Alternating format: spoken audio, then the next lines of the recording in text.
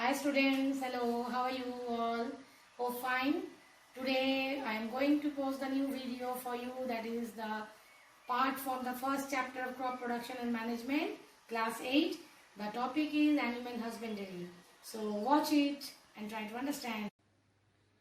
My dear students, today I am with you with a new topic, animal husbandry. As I told you before while teaching you crop production and management, that the last part of this chapter is related to animal husbandry. Now what does animal husbandry mean? Animal husbandry, actually it is also a part of agriculture which deals with the scientific rearing of animals. Okay, the scientific rearing of animals is called animal husbandry. Now what type of animals? What type of animals are reared in animal husbandry? Animals like, I am telling you, milching animals. Milch animals means the animals that yield us milk. Now I hope you can guess what type of animals yield us milk. The two types, one is cow, next is buffalo. These are the main animals that deals with the yield of milk. Okay. Now there are varieties of milch animals in our country. Some are indigenous. Indigenous means Indian variety. So I am writing some of the names of Indian variety of cow, Indian variety or indigenous variety.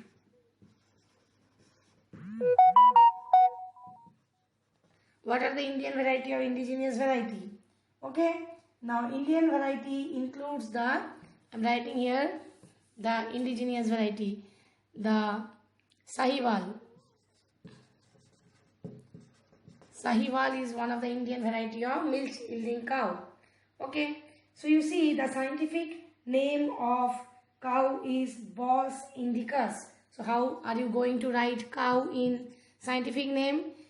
BOS, Bos. The first letter of the Bos will be capital because it is a genus name starting with a capital letter.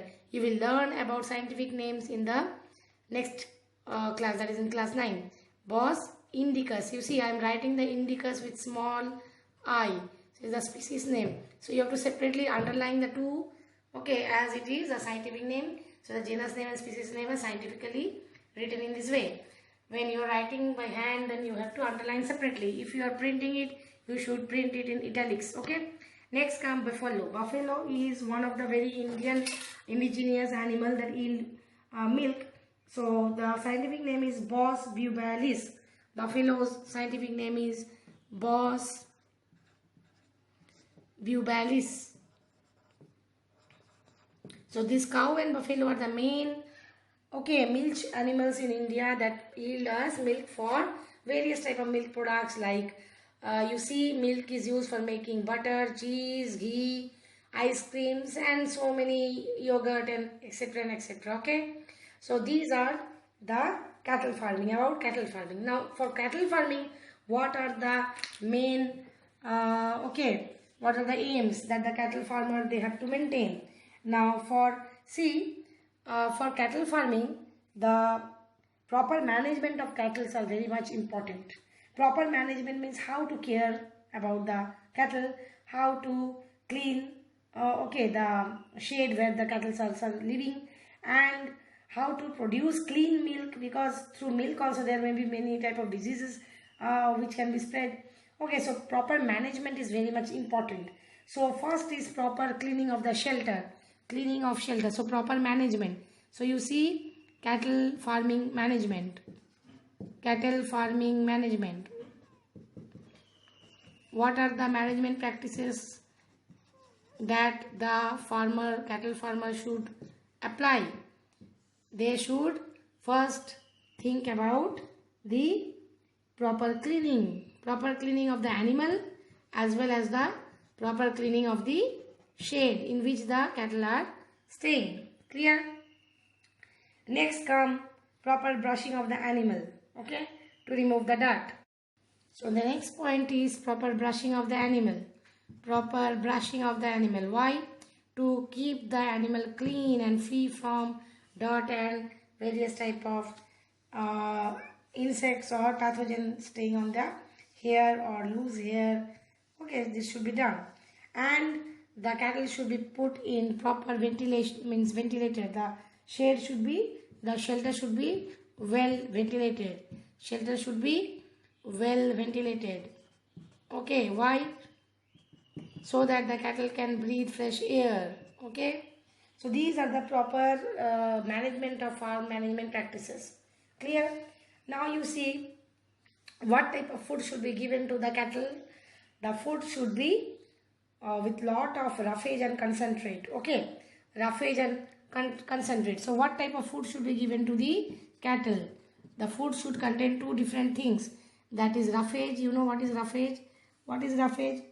Roughage is the green fodder, hay, legumes. These are roughage. So first is roughage that contain hay, okay, straw, lot of green fodder, legumes, leguminous plant. These are roughage. Okay. Now they are fibrous food generally, and then concentrate. Concentrate. Now what does concentrate contain? Concentrate contain low fiber. They generally contain lot of new protein rich food like cereal like gram and bajra are given. So cereals are given to the cow or the buffalo. Cereals like gram and bajra that contain lot of protein. Okay. So roughage and concentrate are the two type of food given to the cattle farm. Cattle. Okay. For good milk production. Now apart from the milch animal, there is the second type of cattle, that is for the draught. You know what is draught?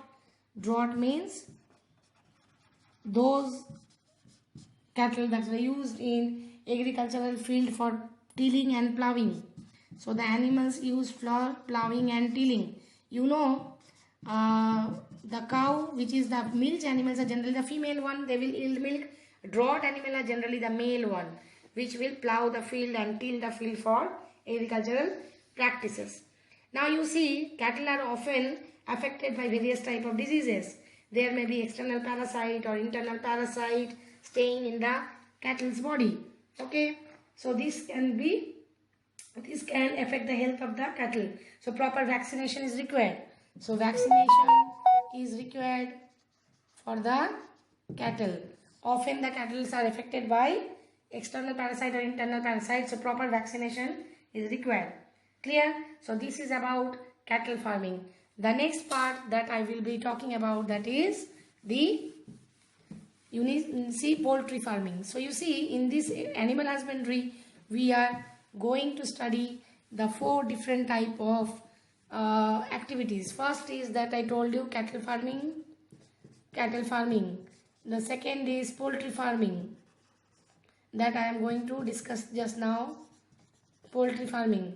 Then come fish culture, that is fish farming. Okay. Then come apiculture, that is beekeeping, which is also called apiculture, the scientific rearing of honeybees for honey and wax. So these are the 4 things included in the animal husbandry. So this is the today's topic. So first, cattle farming I have already discussed with you. Next come the poultry farming. Now poultry, what is poultry? Poultry farming deals with the rearing of birds for egg and meat. Now poultry farming includes the generally broiler and layer. So poultry farming include broiler and layers. Right? Now what are broilers? Broilers eat meat, they yield meat, and these layers yield eggs. Clear? Now as I was telling you about the broiler and layer, so what type of food should be given to the broilers and layers? Okay, because we want meat from the broilers, so broilers yield us meat and layers yield us egg. So what type of food should be given to them? Now broilers and layers, they actually need different type of food item.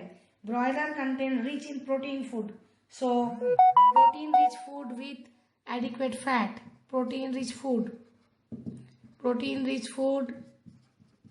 with adequate fat. This is the food for the broiler. And what's about the layers? you see layers are fed with lot of vitamin A and K rich food. Okay, so lot of vitamin A and K rich food are given to the layers. Vitamin rich food are given. So this is about the food.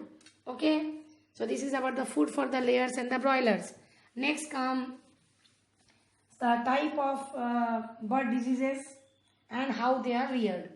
Now for the rearing of this bird, they need proper cleaning, sanitation, proper ventilation, okay, proper hygiene, proper temperature of the coop. So all these are the important maintenance practices for the poultry bird. Next come poultry diseases. Often the poultry bird, they fall sick and may catch diseases. Okay, now they are also vaccinated. Okay, poultry birds are also vaccinated to avoid different type of bird diseases. Okay, so they get affected from bacterial disease, fungal disease, as well as viral and parasite diseases. Okay, so poultry farming is done. Now see, poultry birds are of two types, indigenous as well as the exotic variety, means the foreign breed, like Red Island Rod. This is one of the foreign breed of Red Island Rod. This is the foreign breed or exotic breed of the hen. Again see Asil. This is the Indian variety of hen. Okay, so there are various type of indigenous as well as exotic variety of hen. Next we are talking about fish culture or pisciculture. Pisciculture is same as fish culture. Pisciculture or fish culture. Now fish culture can be divided into two types. What are the types? Fish farming is divided into two types: culture fishery and capture fishery. What is culture fishery? What is capture fishery? Now you see, capture means it is the method of obtaining the fish just by capturing from the natural resource like the sea or ocean or freshwater lake. So the farmer did not have to maintain or have to rear the fish. They only go and capture it from the river body or aquatic body.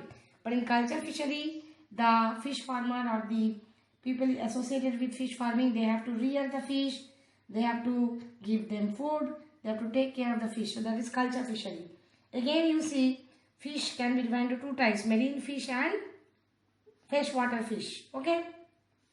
Now fishery include not only about fish but also includes about finned fish, and you see fishery can be divided into two types: finned fish, these are called true fish, that means that we eat as fish, and another is shellfish. Shellfish means, it doesn't mean you're selfish, your friend is selfish, not that. Shellfish means the fish that has shell. It is actually not a fish, it is something else. What is that? That is mollusk. Okay, mollusk, crab, prawn, oyster, octopus. Okay, all these are not fish actually. They belong to different category of animals. They are often eaten as seafood delicacies. They are called shellfish. Okay, some of the people in Japan, you know, they eat octopus. We eat shell like mollusk, snail, apple snail. The same various type of snails that we eat as food. So this is called shellfish. Clear? So fishery can be divided into capture culture as well as finned and shellfish. Clear? Now children, see, fishery can be divided into monoculture or composite fish culture, polyculture. Now monoculture means when the fish farmer, they culture only same type of fish, only a single type of fish. That is monoculture. And what is composite fish farming? This means it is the fish culture of combination of 5 to 6 species of fish.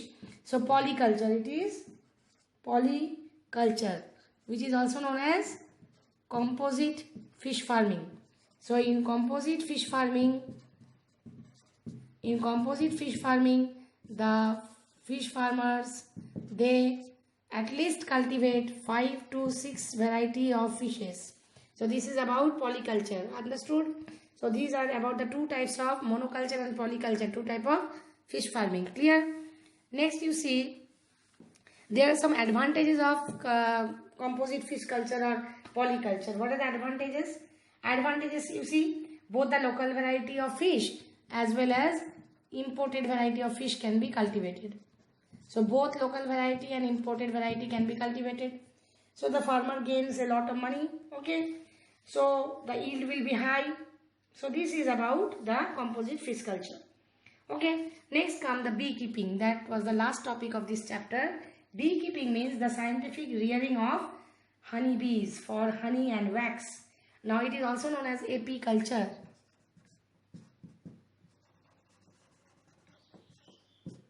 Apiculture. AP. Why it is called apiculture? Do you think what some term is hidden here in this word apiculture? Yes. AP means the scientific name of honeybee is Apis. It is the genus name. Apis. There are various types of honeybees. Some are exotic, some are Indian.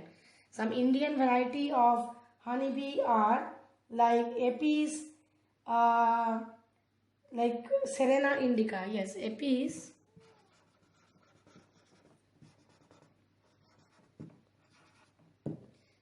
Apis serena indica. It is the Indian bee. Okay, it is known as Indian bee in local language, a common name. Next there are various type of Italian bee which is very much commercially used. That is called Apis mellifera.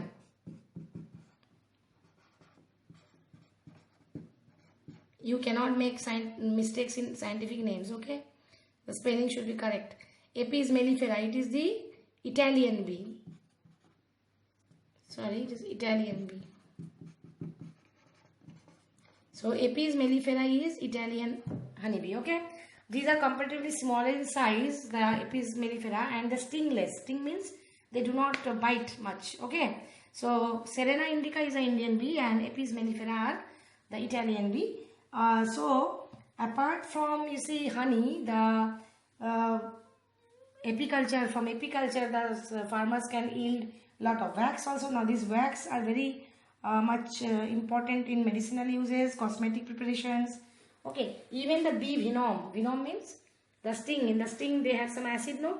Can you tell me what type of acid do the honeybees secrete when they sting us? Can you tell? Okay, so Google it and find it. No? Okay, I am telling you, that is formic acid. Okay, that's why after a bee sting, what do? You run to put some toothpaste or any base, okay, on the place. You know, already in chemistry I've run that to neutralize the chemical reaction, often if the acidic component is present, we neutralize it with a base. So when the formic acid present in even the ant, when it sting us, ant contain formic acid, okay, in its sting. So these are actually, this was just some informative, okay, knowledges that I am giving you. So you see, apiculture is a very important, beekeeping is very important, and it gives a lot of money to the. So student, as I told you that beekeeping is very cost effective. It does not require a lot of money to invest. So very low investment, okay, rearing of bees. It provides variety of products like honey, then this wax, okay. It also acts as an additional source of income for the farmer, and it increases the crop yield. You know why? Because if there are bees in a beehive or there are bee boxes near your house, it can increase pollination. You know what is pollination? So if pollination is high, the crop yield will be more because more and more seeds will be formed. So I hope you understood today's topic of animal husbandry, that I discussed about cattle farming, poultry farming, fish culture and beekeeping. So this was the topic of today, and you go through it. Hope you liked the content of this chapter 1. In the next video, I will be uploading about the new topic, that is microorganisms, friend and foe, which is a very, very interesting topic. So stay tuned with me with my videos. For that, you have to subscribe my channel to know about more and more about the forthcoming videos that I am going to upload. So stay safe, study well. Okay, bye bye. Student, did you like the video?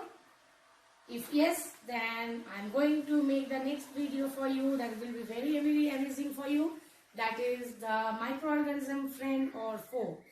Chapter 2 for class 8 biology. So keep on watching my videos one after the other. You will find it interesting, and for that you have to stay tuned and subscribe my channel.